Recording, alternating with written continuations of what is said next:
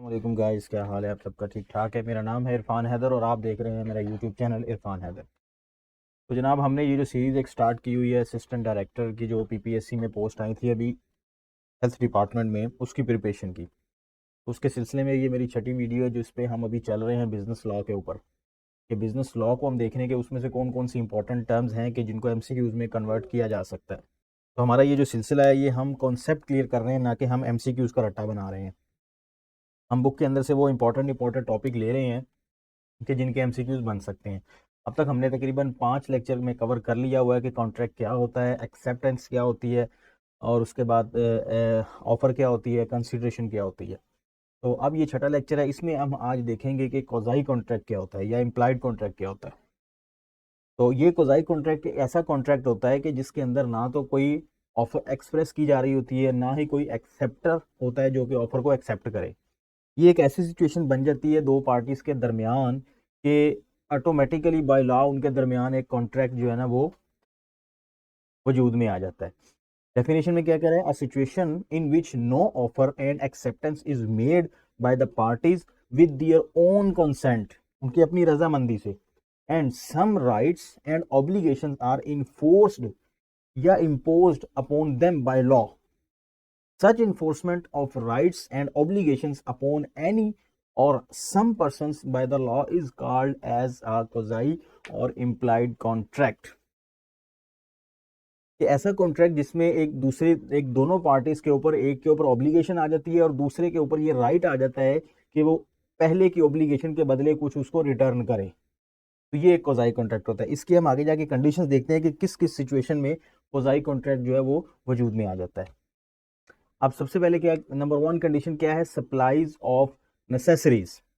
कि अगर किसी को नेसेसरीज, बुनियादी ज़रूरियात ज़िंदगी प्रोवाइड कर दिया तो भी प्रोवाइडर और जिसने रिसीव किया है उसको जो है ना वो उनके दरमियान एक कॉन्ट्रैक्ट वजूद में आ जाएगा जिसे कोज़ाई कॉन्ट्रैक्ट कहेंगे। फॉर एग्जांपल क्या कह रहा है? A supplies B a minor. B क्या है? एक माइनर है। विद नेसेसरीज, नेसेसरीज बुनियादी ज़रूरियात, उसकी जो रोटी कपड़ा मकान, जो उसकी बुनियादी ज़रूरियात है ज़िंदगी गुजारने के लिए, ज़िंदगी को अचीव कर, लग्जरीज इसमें शामिल नहीं है, जो उसकी बुनियादी ज़रूरियात है वो suitable to their condition in life। मतलब उसकी ज़िंदगी गुजारने के लिए जो उसकी ज़रूरत थी उसमें अगर उसने कोई नेसेसिटीज उसे प्रोवाइड की है माइनर को, तो अब माइनर और इसके दरमियान क्या कॉन्ट्रैक्ट होगा? हमने पढ़ा था कि माइनर के साथ आप कॉन्ट्रैक्ट नहीं कर सकते, लेकिन ये वो सिचुएशन है कि जिसमें माइनर के साथ भी आपका कॉन्ट्रैक्ट हो जाता है और माइनर के ऊपर भी ऑब्लिगेशंस आ जाती हैं कि वो आपने जो उसको राइट प्रोवाइड किया है उसकी वो कुछ रिटर्न दे, उसकी कोई कंसिडरेशन दे। A is entitled to be reimbursed from B's property. अब ए के पास ये हक आ जाता है कि वो जो नेसेसिटीज उसने प्रोवाइड की हैं बी को, वो बी की प्रॉपर्टीज में से अपना रिटर्न या अपनी वो एम्प्लॉइज जो नेसेसरीज दी हैं वो रिसीव कर सके। इसमें उसका प्रॉफिट नहीं शामिल होगा, इसमें उसका अपना जाती इंटरेस्ट शामिल नहीं होगा कि उसने विद इंटरेस्ट ये चीज़ प्रोवाइड की है या विद प्रॉफिट की मार्जिन से उसने ये चीज़ प्रोवाइड की है, ये चीज़ इसमें शामिल नहीं होगी। नंबर दो में कह रहा है payment by an interested person. अब दो शख्स के दरमियान कोज़ाई कॉन्ट्रैक्ट होने की ये दूसरी सिचुएशन है कि जिसमें क्या होता है कि इंटरेस्टेड पर्सन जो होता है वो दूसरे की बिहाफ पर कुछ पेमेंट्स कर देता है। मिसाल के तौर पे suppose mister A mortgage his property to acquire loan for 5 years. एक शख्स ए है, उसको पैसों की जरूरत पड़ गई, उसने अपनी प्रॉपर्टी जो है वो मॉर्गेज गिरवी रखवा दी और लोन हासिल कर लिया। अब क्या हुआ? After the period of 5 year he is incapable to pay back the loan. 5 सालों की मुद्दत थी, 5 सालों के बाद वो इस काबिल नहीं है कि वो लोन को वापस कर सके। Therefore the lender advertiser advertises the property for sale. अब जिसने वो पैसे दिए थे उसके पास ये कानूनी हक है कि वो उसकी प्रॉपर्टी को सेल करके अपने पैसे रिकवर करे। चुनाचे उसने क्या किया? अपना एक एडवर्टाइज कर दिया उस प्रॉपर्टी को कि मैं ये प्रॉपर्टी सेल करना चाहता हूँ, कोई इसको खरीदना चाहता है तो वो आके इसको खरीद ले। फिर क्या हुआ? मिस्टर बी टेनेंट, अब उस प्रॉपर्टी के अंदर एक शख्स रहता था मिस्टर बी, जो कि किराएदार था किसका? मिस्टर ए का। Tenant for such property return the loan to prevent the sale of property. उसने क्या किया? उस जो लेंडर था उसको पेमेंट कर दी उसके लोन की, और ताकि ये प्रॉपर्टी सेल ना हो सके, मुझे यहां से ना निकाला जा सके, तो मैं बच जाऊं। अब क्या होगा? अब कॉन्ट्रैक्ट किसके दरमियान हुआ? ए और बी के दरमियान या बी और जिसने पैसे दिए थे उधार उसके दरमियान।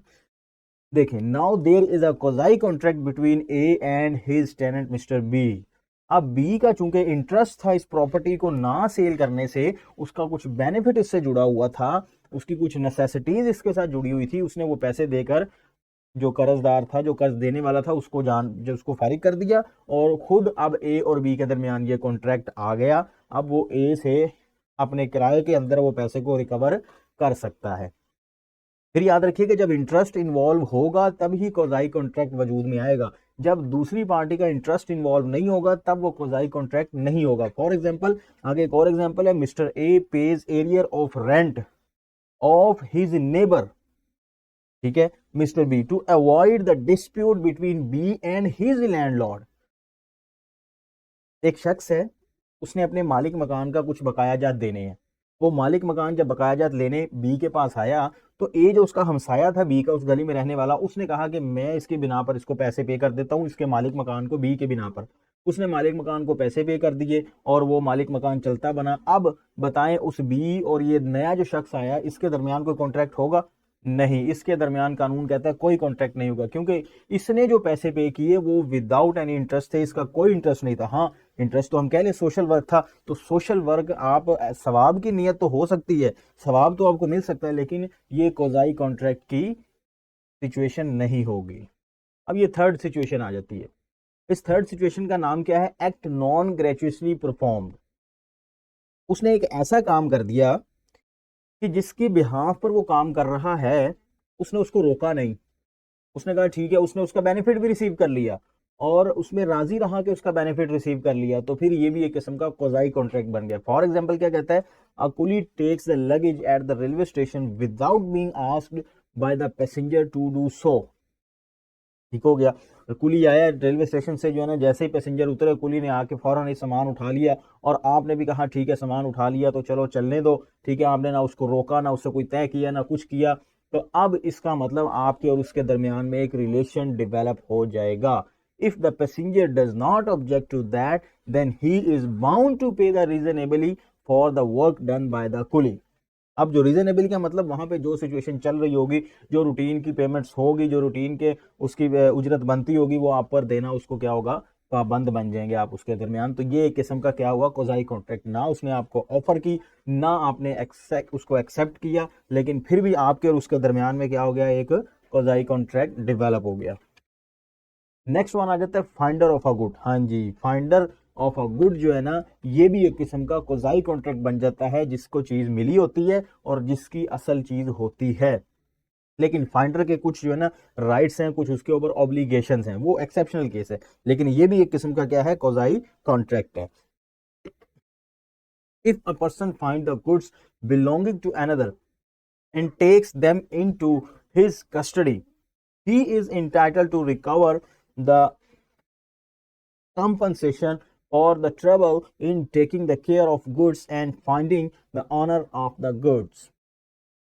हाँ जी, वो अब ऑनर ऑफ गुड्स को फाइंड करेगा रीजनेबली, जितना उसको फाइंड किया जा सकता है। ये तो नहीं कि अब वो यूरोप चला जाए और वो इंग्लैंड चला जाए, उतने की वो चीज ना हो जितने का उसके ऊपर वो एक्सपेंस कर दे, ये नहीं होगा। हाँ, अपनी वो पूरी कोशिश करे, अपने गिरदो नवाह में देखे, अपने जान पहचान के लोगों से पूछे, फिर जब तक वो चीज को अपने पास रखता है तब तक वो बाउंड है कि अपने पास रख के उसकी टेक केयर करे। हाँ, जब उसका ऑनर मिल जाए तब उसको चीज हैंड ओवर करे और उससे जो कंपनसेशन बनती है वो उससे डिमांड करने का भी हकदार है। कौन? फाइंडर। तो ये एक छोटा सा कॉन्सेप्ट था about the quasi contract, implied contract. अब इसमें से अगर कुछ भी एमसीक्यूज बन के आएगा तो आई होप सो कि आप उसको अटेम्प्ट कर सकते होंगे। तो नेक्स्ट वीडियो तक के लिए मुझे इजाजत दीजिए, अपना ख्याल रखिएगा, अल्लाह हाफिज।